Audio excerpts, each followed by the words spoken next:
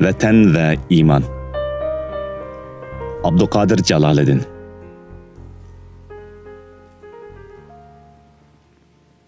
Vatan deb to'liding imanın qiyni. Qalamlar tevretding vicdanın qiyni. Tanglarning ishqida gulxanman deding. Ko'ngling osmonida cho'lponing qiyni. Qalamni mash'al qilib müdürüp o'tding. O'pganmi yo'g'inab, yo'tilib o'tding.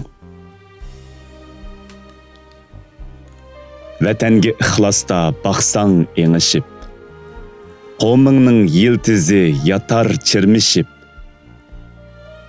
chaqnaydi mazarda fosfor yalquni, ko'kdagi yulduzlar bilan sirdishib, bu yerda bug'ra ham o'g'uz yotudu, qo'qasqa aylangan yulduz yotudu.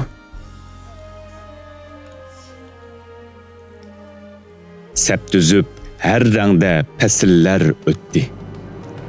Vatan deb bahadır nesiller öttü.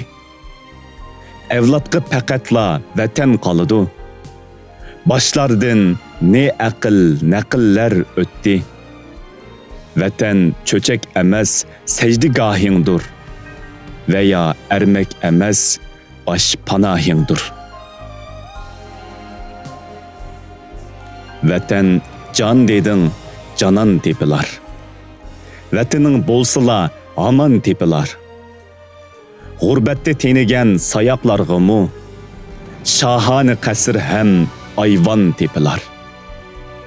Bazıda vatansiz sultan boludu. Özünün göşige otun boludu.